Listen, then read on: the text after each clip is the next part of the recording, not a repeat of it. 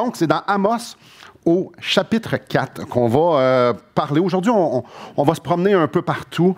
Puis, avant de commencer, on va prier, puis après ça, on va plonger dans le message. Seigneur Dieu, ce matin, mon cœur se réjouit. Seigneur, mon cœur bouillonne de joie à l'instant même, parce qu'enfin, on est ensemble. Enfin, on est ensemble, on se voit. Enfin, on peut voir les expressions faciales. Seigneur, c'est bon. Je suis content. Seigneur, merci parce que tu es notre Dieu. Et ma prière ce matin, c'est que tu viennes nous parler. Que tu viennes, Seigneur Dieu, te révéler à nous de la façon que tu voudras. Seigneur, on est tous à des places différentes. Il y a plein de choses qu'on pense différemment. Mais notre besoin principal, c'est de t'avoir, toi, dans nos vies, d'être plus près de toi. Et ma prière, c'est que tu prennes ces prochains instants, justement, pour parler à nos cœurs. Et je te prie dans le nom de Jésus-Christ. Amen. Vous allez être d'accord avec moi? On se fait barouetter pas mal depuis 4 mois. Et ça a été assez subi. Là. Vite, là, on confine, puis on fait ça comment, puis à tous les jours, pas à tous les jours, des fois c'est à toutes les 2 heures, à toutes les 3 heures, on apprenait, ça s'arrête, ça s'arrête, ça s'arrête. Puis c'est un peu le même principe pour le déconfinement. Je pensais que c'était écrit sur le site, ça prenait un masque. Le lendemain matin, je ne sais pas pourquoi, je suis allé voir. Ils ont rajouté, non, si on est assis, ça ne prend pas de masque. Sans cesse, on est allé acheter des masques, des visières, des grenouillets. Ça, on n'a plus besoin. Le lendemain, moins de 12 heures plus tard, on n'avait plus besoin. On se fait barouetter. Puis ça, c'est juste pour l'Église, mais probablement dans chacune de nos vies, il y a eu plusieurs inconforts, puis c'est pas nécessairement évident à suivre pour personne. Et à matin, c'est le premier dimanche depuis 4 mois qu'on se réunit. Vous allez être d'accord avec moi si vous vous en souvenez. Ben oui, je sais que vous vous en souvenez. On n'est plus à la même place pantoute, là. Juste le fait de ne plus chanter, juste le fait d'être aussi distant, le fait on s'appuie les mains. On peut-tu... masque? Non, pas masque. On dit distance. Pas pareil. C'est pas pareil. Pantoute. Disons que l'expérience Église est très différente ce matin. On fait quoi? Est-ce qu'on chiale? Est-ce qu'on se révolte? Est-ce qu'on boude chez nous? Est-ce qu'on se remplit d'amertume, de mépris? Est-ce qu'on commence à s'inquiéter? Où est-ce qu'on s'en va? Qu'est-ce qui se passe dans notre vie? Puis ça va. On fait quoi? Comment on doit réagir au chamboulement qu'on est en train de vivre? On est toutes sortes de monde qui croient, qui pensent des choses, on a toutes des opinions différentes. Certains, ça se ressemble, d'autres non. On vit cette crise-là, je vais l'appeler crise, de plein de façons. Comment on vit les chamboulements qui nous sont imposés? Ce matin, on va faire ça simple. On va regarder 2 vérités. 2 vérités que vous connaissez, 2 vérités que ça ne va rien vous apprendre. Mais il va y avoir des mises en application concrètes dans nos vies par rapport à ces vérités-là. Donc, la première vérité que j'aimerais qu'on regarde, c'est que Dieu est au contrôle. Et la plupart des choses, je vais dire ce matin, la tête va faire oui. Mais c'est souvent ce que la tête sait, puis il y a comme un manque de connexion entre la tête et le cœur. Souvent, c'est difficile. Donc, Dieu est au contrôle, on le sait, ça. Parfait. On va lire des textes qui vont nous démontrer à quel point Dieu est au contrôle et l'étendue de son contrôle. Donc, la première place que je voudrais vous emmener à réfléchir, c'est les anges. Les anges, ce sont des êtres extraordinaires. Ce sont des êtres saints, ce sont des êtres puissants, ce sont des êtres qui sont là au service de Dieu.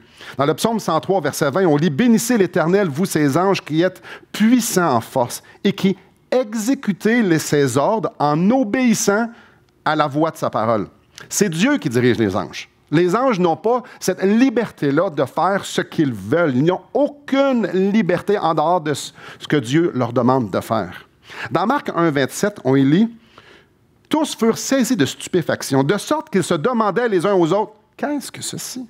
Une nouvelle doctrine? Il commande avec autorité même aux esprits impurs, et ils lui obéissent. » Wow!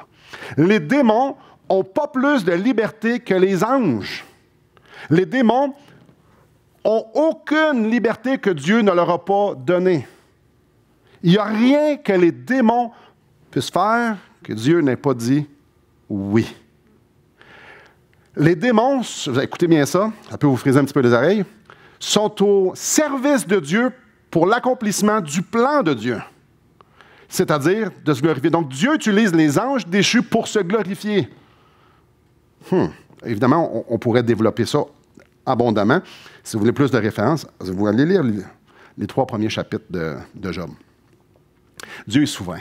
Il est souverain dans les grands détails. On vient de parler du monde angélique, mais aussi dans des situations vraiment précises. On pense à Élie. Élie, je vais le lire. « Tu boiras de l'eau du torrent, et j'ai ordonné aux corbeaux de te nourrir. » Et l'histoire nous parle de la viande puis du pain 2 fois par jour. Donc, il y a une sécheresse. Élie, tu vas aller... Oh, faut pas que je bouge trop. Élie, tu vas... Ah, ce bord-là, je peux. OK. Élie, il y a une sécheresse, mais il y a de l'eau qui coule au torrent là-bas. Et je vais commander à un corbeau de t'emmener de la viande puis du pain. Imaginez-vous la puissance et le contrôle pour savoir ça. Et quand tout ça, c'était fini, il a dit, là, tu vas aller, OK, il n'y a plus d'eau, tu vas aller, il y a une veuve, là, il y a une veuve là-bas que j'aimerais que tu ailles. Elle va t'accueillir, puis tu vas voir, elle va s'occuper de toi.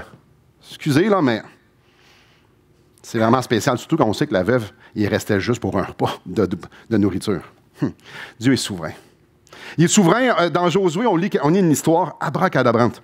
Et le soleil s'arrêta et la lune suspendit sa course jusqu'à ce que la nation eût tiré vengeance de ses ennemis.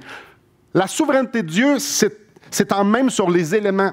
La terre a arrêté de tourner pour que son peuple puisse gagner la bataille. C'est-tu assez souverain sur les éléments quand tu arrêtes de faire tourner la terre? Et on pense que la terre, elle a besoin de tourner parce qu'il y a comme un système solaire au grand complet. En fait, tout se tient. Fait que c'est beaucoup plus que faire arrêter la terre. Il faut juste arrêter la terre. Il y a des chaos incroyables. Il y a des marées qui... écoute, les cataclysmes... Non, lui, il a juste tout fait ça ensemble, puis chou. Dieu est au contrôle. Dieu est au contrôle. Y a-t-il des circonstances dans nos vies que Dieu n'est plus au contrôle? Jonas, en fait, même Jonas le dit, je sais que c'est tes vents, que c'est tes flots, que c'est... Jonas sait que la tempête, Dieu est en train de l'interpeller dans cette tempête-là. Jonas le sait. Jonas demande de se faire acheter je demande. Le hasard fait en sorte qu'il se fait mettre en dehors du bateau. Et là, d'une façon très normale, nous, on lit ça, oui, il y a un grand poisson qui vient l'engloutir. OK, combien d'histoires comme ça vous connaissez qu'il y a quelqu'un qui a habité dans un grand poisson pendant 3 jours de temps? Puis comme ça, le grand poisson va leur cracher sur la plage? J'en connaissez beaucoup d'histoires? Non, ça, c'est Dieu. Donc, il n'y a pas vraiment de circonstances, il n'y a pas vraiment une place où, même dans le fond de la mer, Dieu, il peut faire venir un grand poisson. Mais l'histoire de Jonas, c'est grande affaire la même, une après l'autre. C'est incroyable. On fait juste penser au ricin. Il fait super chaud, Jonas est sur la plage, parfait, il fait pousser un ricin pour donner de l'ombre. Mais le lendemain, Dieu fait amener un ver pour manger le ricin pour sécher. Il veut interpeller Jonas sur quelque chose. Attends un peu, le grand poisson, tu fais pousser un arbre, puis le lendemain, tu le fais mourir. Y a-t-il des circonstances? Il commande aux nuages d'en haut, et il ouvrit les portes des cieux. Il fit pleuvoir sur eux la manne pour nourriture et leur donna le blé du ciel. Attendez, là. Le peuple, 1-2 millions de personnes sont là, sont dans le désert. Il faut nourrir tout ce beau petit monde-là. Ben oui, on va le faire pleuvoir leur lunch pendant 40 ans. Imaginez-vous le contrôle sur les éléments que ça prend pour faire tomber la genre de farine, blé, pain, de la mie, peu importe c'était quoi, pour nourrir 2 millions de personnes. Et ça, c'est le Dieu, ça. Qui contrôle les tempêtes? Il dit, et il fit souffler la tempête qui souleva les flots de la mer. On lit ça dans le psaume 107. Dans Luc 8, ils s'approchèrent et le réveillèrent en disant « Maître, maître, nous périssons! » S'étant réveillés, ils menaçaient le vent et les flots, ils s'apaisèrent et le calme revint. Non, on fait juste lire ça de même, non. Oui, OK, il y a une grande tempête. Puis il dit, OK, calme. Ça, c'est Dieu. Ça, c'est la souveraineté de Dieu. Qui contrôle le froid et la neige qu'on aime tant vers le mois de février-mars, là? Il donne la neige comme de la laine et il répand la gelée blanche comme de la cendre. OK? On pense aux sécheresses. Les sécheresses, ça tue des milliers et des milliers de personnes par année. Et ça l'amène en faillite un grand nombre de fermiers qui amènent les sécheresses. Et je donnerai mes ordres aux nuées afin qu'elles ne laissent plus tomber la pluie sur elles. Dieu contrôle tout. Que ce soit des circonstances, que ce soit les éléments, que ce soit des gens, Dieu contrôle tout. Là, on est dans Amos. Dieu contrôle les bonnes choses. Parce que souvent, on a un lunch d'église, un pique-nique, puis on prie pour qu'il mouille, puis là, il ne mouille pas. On fait comme « Wouhou! Seigneur est bon! Dieu est au contrôle! » Maintenant, quand il mouille, on fait « Qu'est-ce qui se passe? » Regardez dans Amos, chapitre 4, au verset 7. « Et moi, je vous ai envoyé la famine dans toutes vos villes. » Vous avez bien lu. Dieu a envoyé la famine. Le manque de pain dans toutes vos demeures. Malgré cela, vous n'êtes pas revenus à moi, dit l'Éternel. Et moi, je vous ai refusé la pluie lorsqu'il y en avait encore 3 mois jusqu'à la moisson. J'ai fait pleuvoir sur une ville et je n'ai pas fait pleuvoir sur une autre.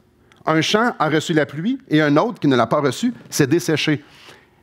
Imaginez-vous le contrôle que ça prend pour faire ça.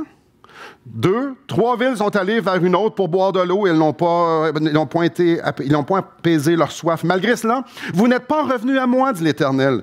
Je vous ai frappé de la rouille et de la nielle, de vos nombreux jardins, vos vignes, vos figuiers, vos oliviers ont été dévorés par les sauterelles. Malgré cela, vous n'êtes pas revenus à moi, dit l'Éternel. J'ai envoyé parmi vous la peste, comme en Égypte. C'est encore Dieu qui parle. J'ai tué vos jeunes gens par l'épée. Juste, je mentionne ici une petite parenthèse. Est-ce que c'est Dieu, physiquement, qui est venu tuer l'épée ou il a utilisé une armée ennemie? Il a utilisé une armée ennemie pour venir tuer les jeunes gens du peuple d'Israël.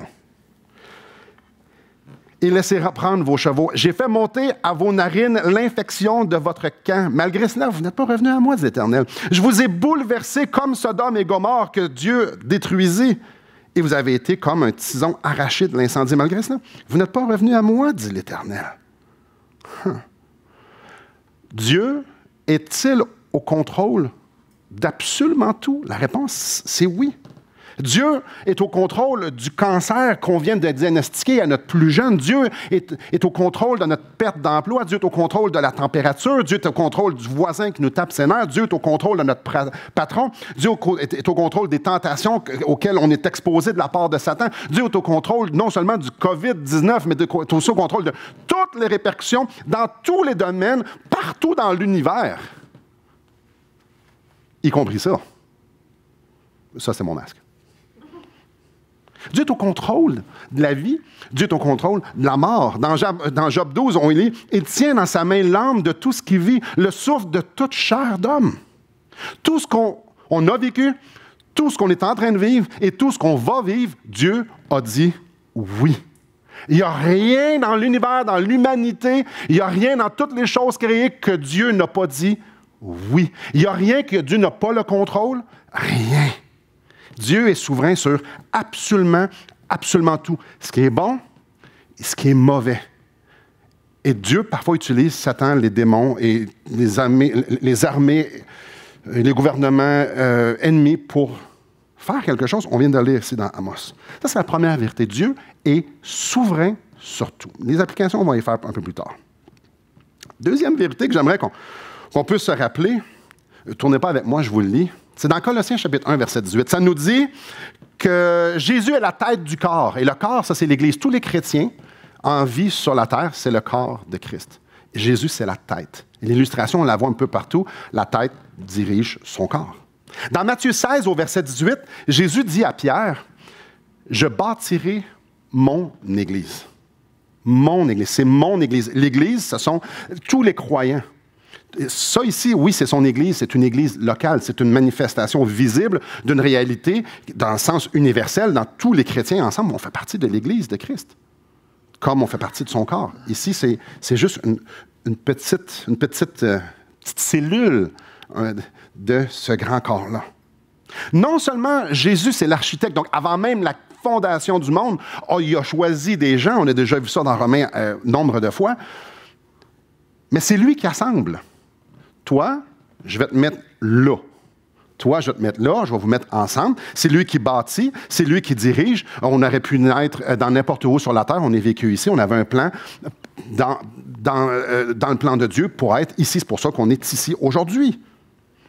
Et c'est par la grâce de Dieu que l'Église va arriver à bon port, c'est-à-dire dans sa présence. Donc, du début à la fin, tout est l'œuvre de Dieu.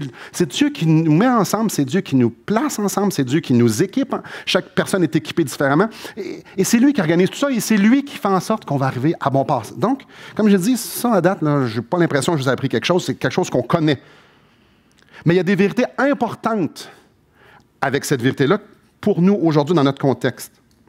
Et j'aimerais je nous propose pour quelques instants de regarder en arrière, de faire un pas par en arrière, en fait, de tourner par en arrière, puis de regarder l'histoire de l'Église. Parce que quand on regarde l'histoire de l'Église, on découvre des choses fascinantes. Comment Dieu a bâti, comment Dieu a dirigé, comment l'Église a navigué dans la volonté de Dieu depuis les 2 derniers millénaires. Un des éléments qu'on peut voir clairement, qui revient tout le temps, à différentes saisons, puis souvent pendant des longues périodes de temps, c'est que l'Église a été dirigée, a été bâtie, a vécu dans l'inconfort total. Et là, j'aimerais ça vous en sortir quelques-uns. Pas quelques éléments, quelques périodes de l'histoire. Il y en a beaucoup d'autres, j'aurais pu en nommer beaucoup. Donc, Jésus est crucifié. Comment les disciples ont pris ça? Premièrement, il y en a 11 qui sont partis. Ça ne marchait pas, il avait peur. C'était très inconfortable de perdre le maître. Il était triste. Jésus est ressuscité. Et après ça, il y a l'ascension. Jésus monte. Hein, là, qu'est-ce qui se passe? Qu'est-ce qu'on va faire sans toi? Très inconfort. Mais je continue. Là, les disciples, eux autres, ils ont dit, il faut parler de Jésus. Jésus leur a dit, vous allez parler de moi. Ils ont commencé à prêcher la bonne nouvelle. Ils ont commencé à dire au monde qu'ils étaient perdus, qu'ils avaient besoin d'un sauveur. Et là, il y avait plein de monde qui sont venus, qui se sont convertis, ils ont commencé à vivre l'Église ensemble, de vivre la communion fraternelle. Mais qu'est-ce qui s'est très vite passé? Des persécutions, des grandes violences. Et on peut juste penser au meurtre d'Étienne, des emprisonnements, Pierre et les autres. Très, très rapidement, dans l'histoire de l'Église, il a commencé à avoir des énormes débalancements. Puis pour nous, ça fait un peu bizarre, mais quand on lit Actes, on peut voir la souffrance, l'intensité des circonstances dans lesquelles ils étaient. Pierre est en prison, l'Église s'est réunie ensemble, puis ils prient, puis ils ne savent pas quoi faire, ils sont un peu désorganisés là-dedans. Mais c'est pas fini. Pendant les 300 ans suivants, ça, il y a eu beaucoup de souffrance. 300 ans où est-ce qu'à différentes saisons, ça fluctuait, tout dépendant de qui était l'empereur, mais il y a eu des persécutions atroces. On parle ici des chrétiens, des pères, des mères, des enfants, des jeunes filles, des jeunes hommes qui se faisaient prendre puis ils allaient se faire donner aux gladiateurs dans les arènes. Donc, tu as comme 50 000 personnes qui sont en train d'applaudir et ton frère est en train de se faire décapiter par un gladiateur. Ou encore déchiré par des bêtes sauvages. Il y a eu des milliers et des milliers et des milliers de frères et sœurs qui ont vécu ça dans les 300 premières années. On parle de se faire bouillir.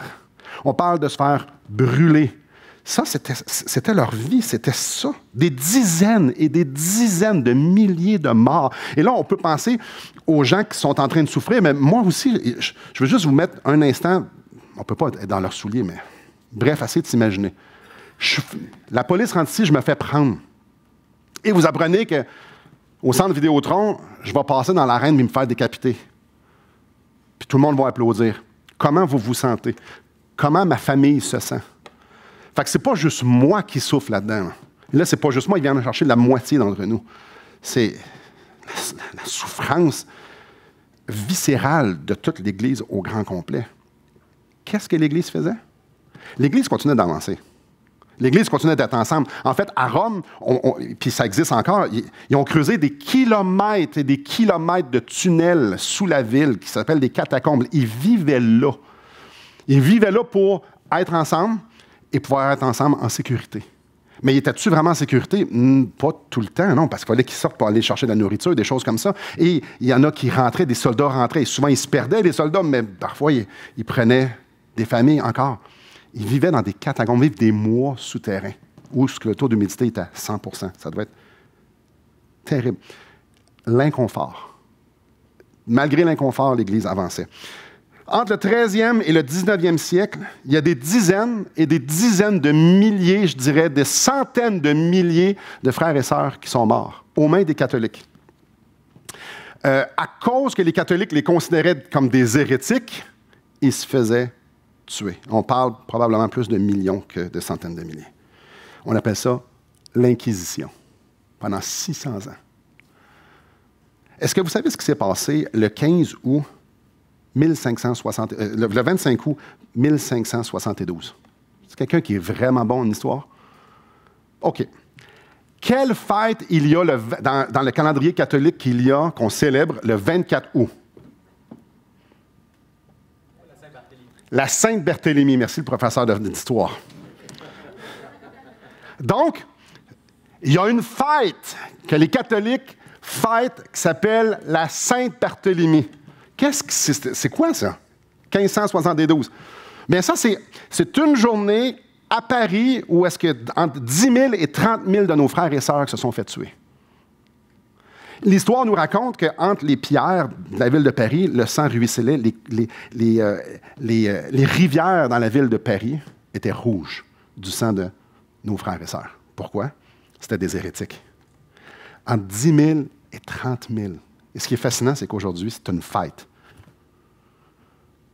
Mais ce massacre-là s'est élangé partout en Europe et il y a eu des millions de personnes qui sont mortes.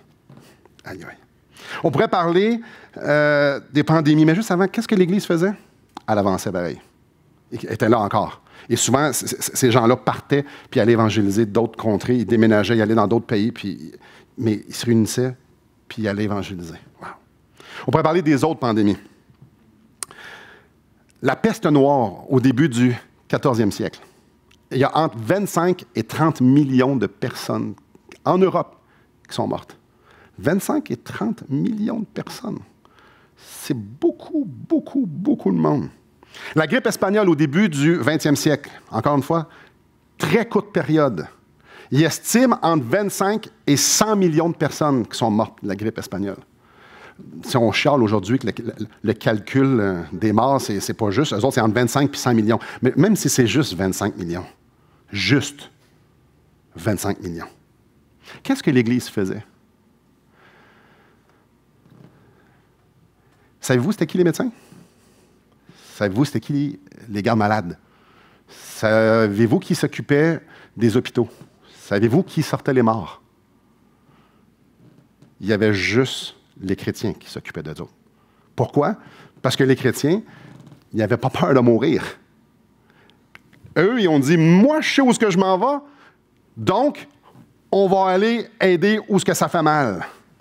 Protéger ceux qui ne sont pas sauvés, parce qu'eux autres, ils ont besoin d'entendre parler du salut. Nous, on y va. J'en parle, j'ai des gros frissons. Est-ce que les églises ont fermé? Les églises, j'ai lu dans les journaux du temps, ils ont fermé quelques semaines dans quelques villes américaines. Mais pas parce que les églises étaient fermées que les chrétiens restaient chez eux. En fait, l'histoire nous raconte que les chrétiens étaient partout. Partout. Partout. C'est eux autres qui nourrissaient les autres, c'est eux autres qui étaient actifs. Donc, même malgré des petites pandémies, 25 millions de morts, grosse pandémie, les chrétiens et l'Église avançaient. Que dire des guerres? Il y a eu tellement de guerres. Moi et Jacob, on est allés à Verdun. On a vu les cratères que les bombardements ont laissés lors de la Première Guerre mondiale, 100 ans plus tard. Des kilomètres à perte de vue, des cratères de bombes. Il nous parlait de dizaines et des centaines de milliers de bombes larguées par jour. Ça ravageait. Ça, c'est juste une guerre, c'est juste une chose. On parle des envahissements d'un pays. Quand, mettons, les nazis ont rentré en France, ont rentré en Hollande, ou choisi votre pays. Imaginez comment l'Église se sentait. Alors que les sirènes sifflent. Savez-vous ce que l'Église faisait? L'Église se réunissait encore. Parfois, il arrêtait quelque temps. Parfois, c'était juste en petits groupes. Ils se réunissaient. Dans les camps de concentration, savez-vous ce que les chrétiens faisaient? Ils se mettaient ensemble. C'est fascinant. Tu es dans un camp de concentration, là. Tu vas mourir, assurément. Non seulement tu vas mourir, si tu te fais pogner, tu vas mourir sur le champ. Ah, ouais, tu peux m'enlever ma vie. OK. Ça ne m'empêchera pas de ça d'aller prier avec mes frères et sœurs, ça. On pourrait parler des régimes totalitaires. Je parle de la Chine, je parle de l'URSS, je parle de la Corée du Nord, où est-ce que le fait d'être chrétien, non seulement ils vont te tuer toi, ils vont te mettre dans un camp, mais toi, puis toute ta famille, puis tous ceux que tu as connus dans les 20 dernières années, là, j'exagère un peu, mais pas tant. Pas tant. Et là, je pourrais continuer longtemps, longtemps. Quand on prend une pause et on regarde en arrière, n'est-ce pas remarquable les circonstances que nos frères et sœurs ont pu vivre à cause de leur foi ou à cause de virus ou de cataclysmes? Justement. Justement. Que ce soit les persécutions, les guerres, les cataclysmes, les virus, les régimes totalitaires, quand on regarde en arrière, on dit « Christ bâtit son Église dans la souffrance et dans l'inconfort. » C'est clair, c'est partout, c'est dans Actes, mais c'est dans notre histoire des 2 derniers millénaires. Et tout au long de cette histoire-là, on lit des textes, on lit des longues histoires, on lit des courtes histoires, on voit des pasteurs, on voit des papas, on voit des mamans, on voit des jeunes personnes. Quand je parle de jeunes personnes, je parle de 10 ans. Là. On voit toutes sortes de monde qui se joignent à Paul en disant « Mais je fais pour moi-même aucun cas de ma vie comme si elle était précieuse. » Pourvu que j'accomplisse ma course avec joie et le ministère que j'ai reçu du Seigneur Jésus d'annoncer la bonne nouvelle et la grâce de Dieu. Le nombre de témoignages qui disent on ne peut pas arrêter. On ne peut pas arrêter d'être l'Église, on ne peut pas arrêter d'avancer, on ne peut pas arrêter de proclamer Christ, on ne peut pas arrêter d'être qui nous sommes à cause des circonstances. Il y en a des milliers. J'ai 2 histoires que j'aimerais vous lire, pas vous lire, vous raconter, je vais les résumer. Ce sont des vraies histoires. La première, c'est l'histoire d'une famille le papa est pasteur, et puis ils se réunissent en URSS, alors qu'ils n'avaient pas le droit, bien évidemment, et il y avait une petite église. Comme ça l'arrivait souvent, le KGB ou l'armée rentre dans les églises et tue tout le monde. Et l'histoire ici, c'est le père qui la raconte. Et comme ça a été vu des dizaines et des dizaines de fois, l'armée rentre. L'armée rentre, puis il jette, le capitaine ou la personne responsable jette une photo de Jésus à terre, puis ils disent, tous ceux, dans les 10 prochaines minutes, qui veulent sortir, vous crachez sur Jésus, puis vous allez avoir la vie sauve. Tous ceux qui restent en dedans dans 10 minutes sont morts. Vraie histoire. Les premières minutes, les personnes qui sortent, tout le monde se regarde. Et quand ça arrive vers 2 minutes, il y en a qui commencent à sortir. Puis le pasteur, sa famille prie. Et puis, à la fin, il reste 1 minute environ. Le pasteur raconte qu'il voit sa fille, son adolescente, se lever puis se mettre en ligne. Et c'est le pasteur qui raconte l'histoire, puis il dit « Tu peux pas faire ça. C'est pas ça que je t'ai montré. Tu vas pas cracher sur Jésus, même si ça veut rien dire, mais ça veut tout dire. Tu peux pas...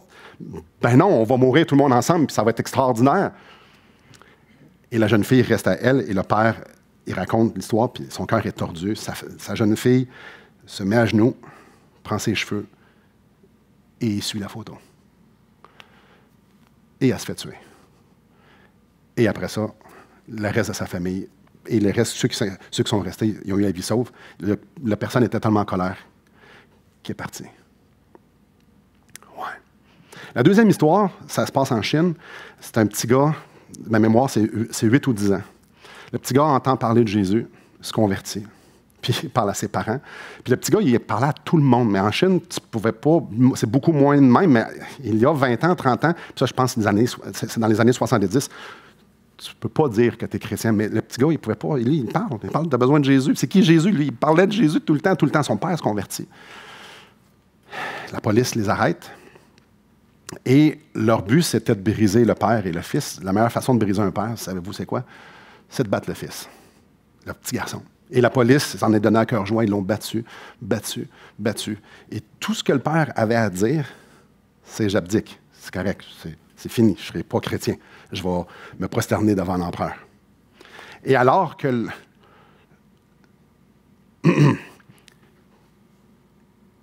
que le père vient pour dire « OK, c'est assez », c'est le petit gars qui a regardé son père. Puis il a dit « Papa, je sais où est-ce que je m'en vais. » Quand on regarde en arrière, Christ bâtit dans l'inconfort. Tertullien, un père de l'Église, a dit « Le sang des martyrs est semence de chrétiens. » Le sang des martyrs, ça c'est nos frères et sœurs. C'est de la semence de chrétiens. Dieu a utilisé durant les 2 derniers millénaires, en fait on pourrait même dire Christ. Dieu a utilisé l'inconfort comme des opportunités pour que l'Église manifeste la splendeur et la valeur de Christ. Je le redis. Ça fait 2000 ans que Dieu utilise l'inconfort pour manifester au travers de l'Église la valeur et la splendeur de Jésus-Christ. Ça fait 2000 ans, on a 2000 ans d'histoire en arrière de nous, que l'Église, peu importe les circonstances, coûte que coûte, continue à être ensemble. Continue à être et à faire ce que le Seigneur leur demande. Pas parce que c'est facile, clairement pas, mais parce que Christ est digne. Et maintenant, le flambeau nous est passé. Et on regarde toute l'histoire, le sérieux de ce que je viens de dire. C'est pas moins sérieux aujourd'hui. C'est pas moins sérieux. C'est à notre tour d'être chamboulé. On n'est pas chamboulé à date, comme ça. Ici. Ailleurs dans le monde, ils le sont, mais pas ici. Mais j'aimerais ça qu'on regarde, avec ces 2 vérités qu'on vient de voir, des applications pour ce qu'on est en train de vivre aujourd'hui.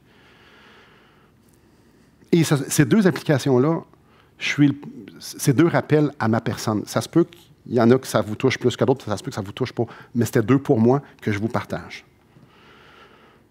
Qui est au contrôle présentement?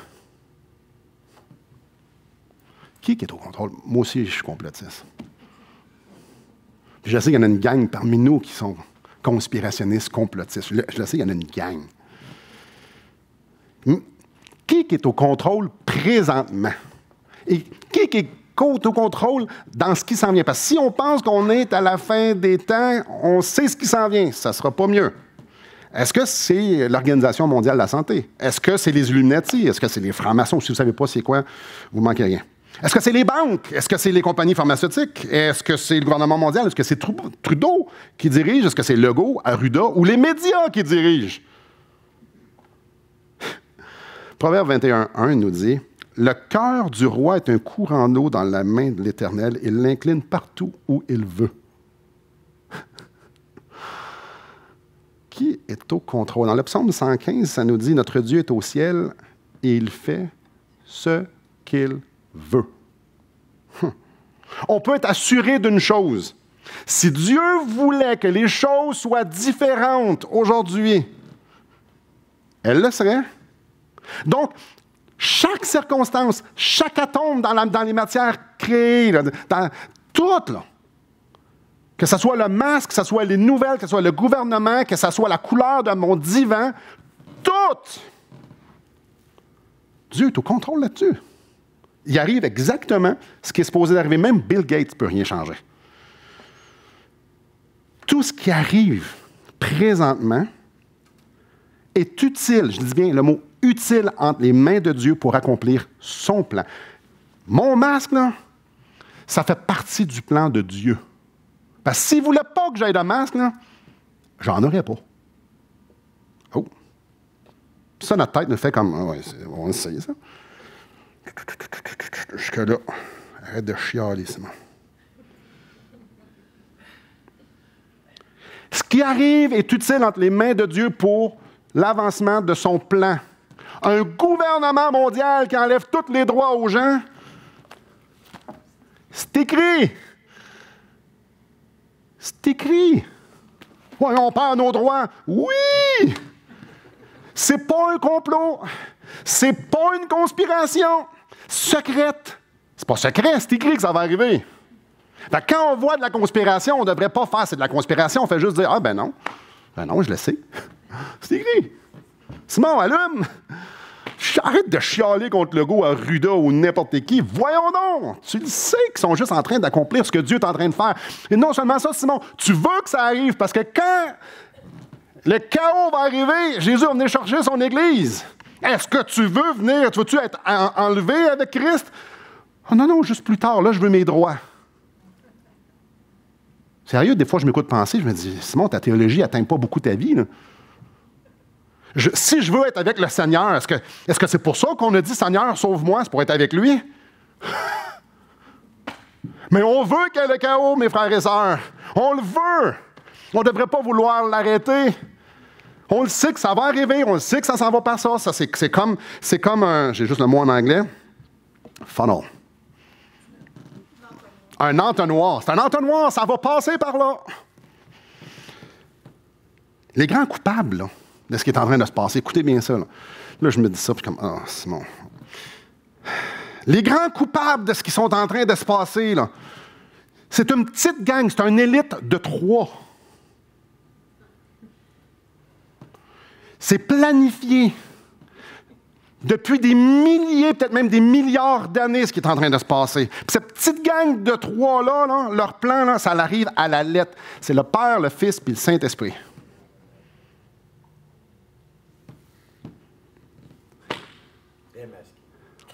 Démasqué. Alors, le plan de cette élite de 3 là est en train de s'exécuter à la perfection. Premier point pratique pour mes amis conspirationnistes. Le fait que Dieu soit au contrôle, ça veut aussi dire que mon cœur peut se reposer. Ma situation financière.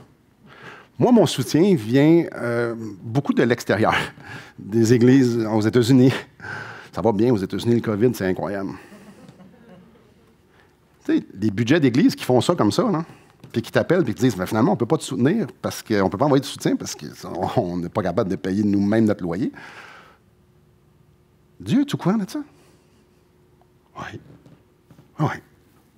Oui, oui. Oui. Ma santé, votre santé. Est-ce que Dieu, non seulement il est au courant, est-ce qu'il gouverne notre santé?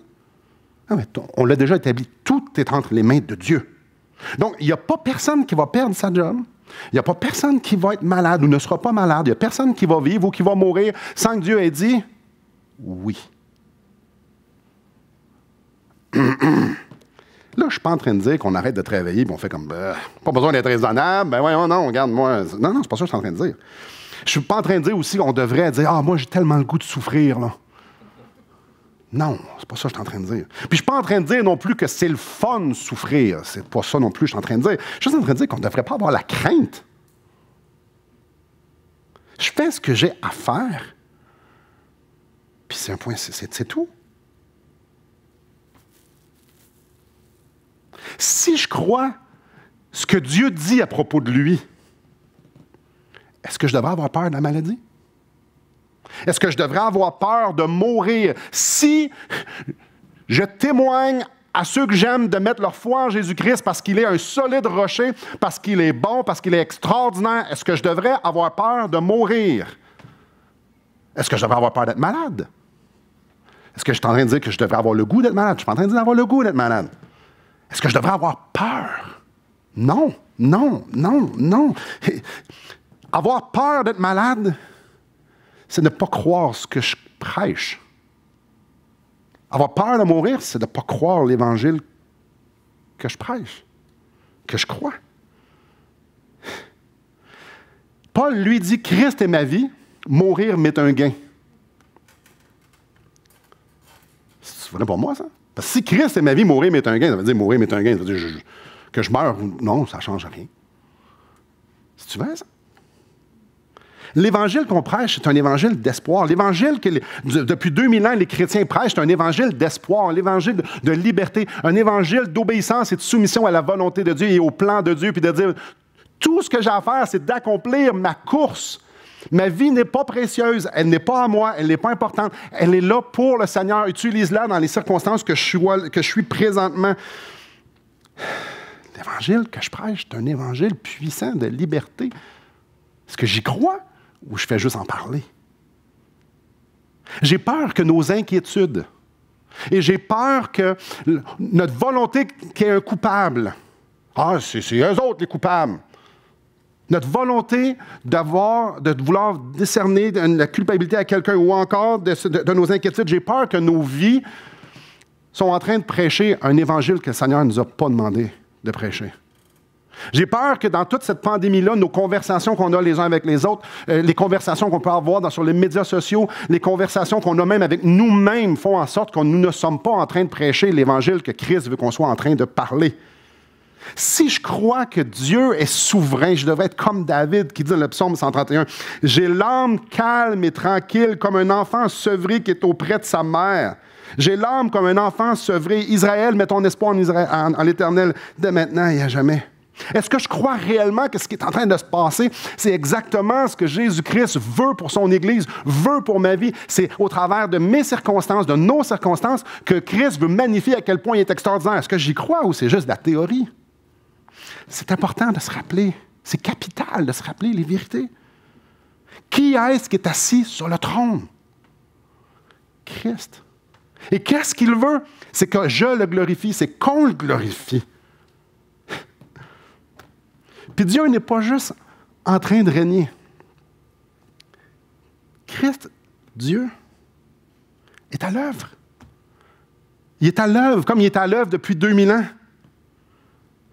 Dieu veut utiliser nos inconforts comme opportunité pour que l'Église manifeste la splendeur et la valeur de Christ comme il fait depuis 2000 ans. C'est ça qu'il est en train de faire. Alors,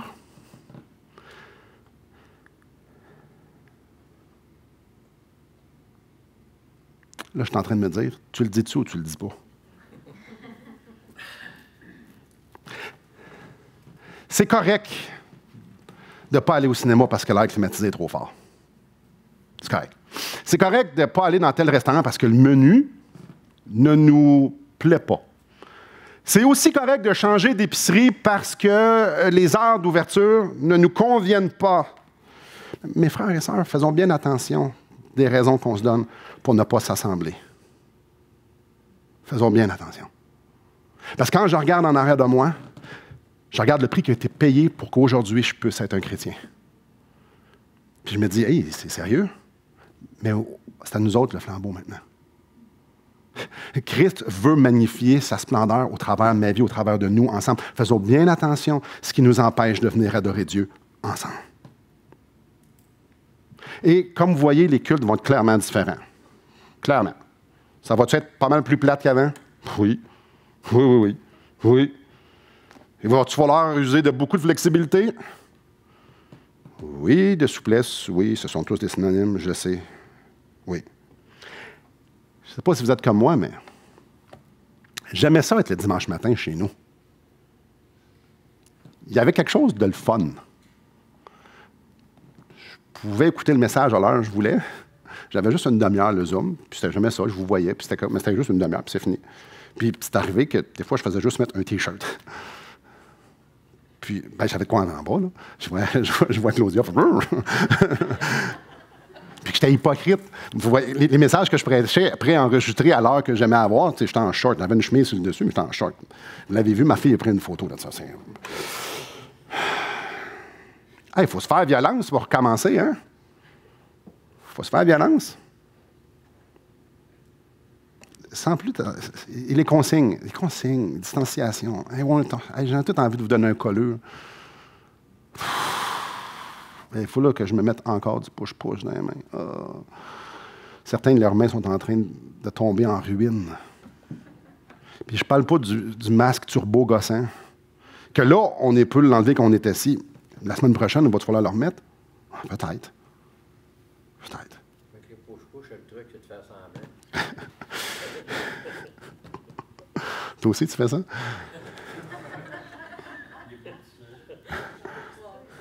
Avez-vous hâte de chanter? Oui. Moi, ce chant-là, là, quand l'église est pleine, puis que ça chante, on dirait que le plafond a envie de le lever. C'était correct, là. Mais j'étais là, j'avais les yeux fermés, je méditais, puis je me disais, j'entends personne chanter. Hey, on aimerait ça qu'on redevienne comme avant. Savez-vous quoi? Peut-être que ça n'arrivera jamais. Peut-être que le avant, c'était un beau moment de grâce et que ça n'arrivera plus jamais. notre réalité vienne de changer.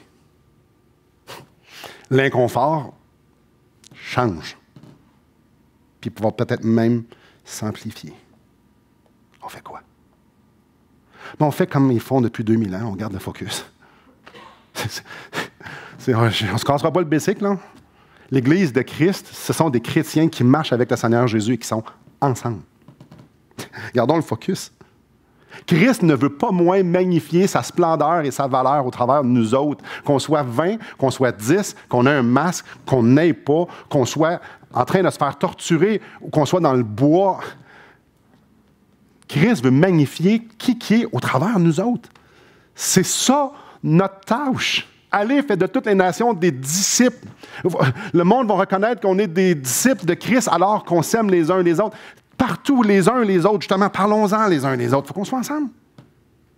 Basé sur ce que dit la Bible, basé sur ce qu'on voit dans l'histoire, le plan du Christ pour ma vie, pour l'Église, c'est qu'on soit ensemble. Pour que le monde puisse voir la suprême valeur de Christ. Christ a plus de valeur que mon confort. Christ a plus de valeur que j'ai un masque ou non. Christ a plus de valeur que je dise au monde entier que c'est des moutons ou non. Christ a plus de valeur. Il faut que ce soit le message de Jésus-Christ que nos vies témoignent. La souveraineté de Dieu, c'est un rocher, c'est un Dieu bon. C'est ça que les gens non seulement doivent entendre, mais doivent voir de nos vies, de nos conversations. Soyez assurés, les pères de yeux que vous avez vus, que vous avez peut-être vus en rentrant ici, les petits proutes. Et les pères de yeux de mes enfants, puis de vos enfants, les pères de yeux des jeunes chrétiens, des contacts qu'on connaît, nos familles, nos conjoints, nos conjointes. Le monde entier sont en train de regarder qu'est-ce qu'on est en train de faire, l'Église de Christ. Depuis que mes enfants sont petits, que je leur dis que Dieu est bon. Là, ils sont en train de voir, papa, il croit-tu vraiment? Dieu est au contrôle. Vraiment, papa? Christ est digne, les enfants, qu'on abandonne notre vie. Vraiment? Vraiment, papa? Là, je suis en train de te regarder. Puis moi, je vous le prêche. Je suis en train de le vivre. Parce que si je ne suis pas en train de le vivre, ce que je dis, ça vaut que dalle. C'est juste de la théorie. Ça ne vaut pas que dalle, c'est de la théorie que je ne mets pas en pratique plutôt. Le monde entier est en train de voir la valeur qu'on met à Jésus-Christ. Je ne peux pas dire aux gens, arrêtez de vous inquiéter, Christ au contrôle. Si je n'arrête pas de m'inquiéter. On va réagir comment? L'isolement, la critique. Être qui Dieu nous demande d'être par sa grâce et faire ce qu'il nous demande de faire par sa grâce. Frères et sœurs, c'est le temps comme jamais d'être ensemble. C'est le temps comme jamais de se coller ensemble. Il y a un monde perdu. Puis si on pense que c'est la fin bientôt, ça veut dire que notre temps est court. C'est pas le temps de rester chez nous. C'est certainement pas le temps de s'isoler. C'est certainement pas le temps de s'enflasher d'être fleur de tapis sur l'heure, la température, ou sur un masque, ou sur n'importe quoi. C'est le temps d'être ensemble et proclamer que Christ est digne de nos vies. En conclusion, le flambeau de la persévérance nous est tendu. Je regarde en arrière, je ne suis pas digne de prendre le flambeau de ceux qui ont vécu il y a 100 ans. Je ne suis pas digne, je regarde dans l'histoire, je ne suis pas digne de reprendre leur flambeau parce que j'ai l'impression que ma vie n'est pas ce qu'était la leur. Seigneur, viens m'aider. Nos réalités vont changer. Ils ont changé. Savez-vous de quel verset, de quel chapitre de la Bible ça vient se passer, ça ici? Ensemble pour célébrer sa gloire. Savez-vous de quel chapitre de la Bible? Éphésiens chapitre 1. Ça nous dit que nous avons été sauvés pour célébrer la gloire de sa grâce. 3 fois dans le chapitre. Et on est en lui. C'est là. C'est un des thèmes de ce chapitre-là. C'est là vient le mot ensemble. Notre réalité, notre citoyenneté, notre réalité spirituelle, notre citoyenneté n'a pas changé. C'est encore ça. Ensemble pour célébrer sa gloire dans la joie du Seigneur en dépit des circonstances, dans la maladie, dans la mort, dans la disette. Parce que Christ est digne. Gardons le focus, frères et sœurs. Continuons d'être, de faire ce que le Maître nous demande de faire. soumis à sa volonté, ensemble. Prêchons un évangile de paix, prêchons un évangile d'espoir, prêchons l'évangile d'espoir et vivons-la par la grâce de Dieu.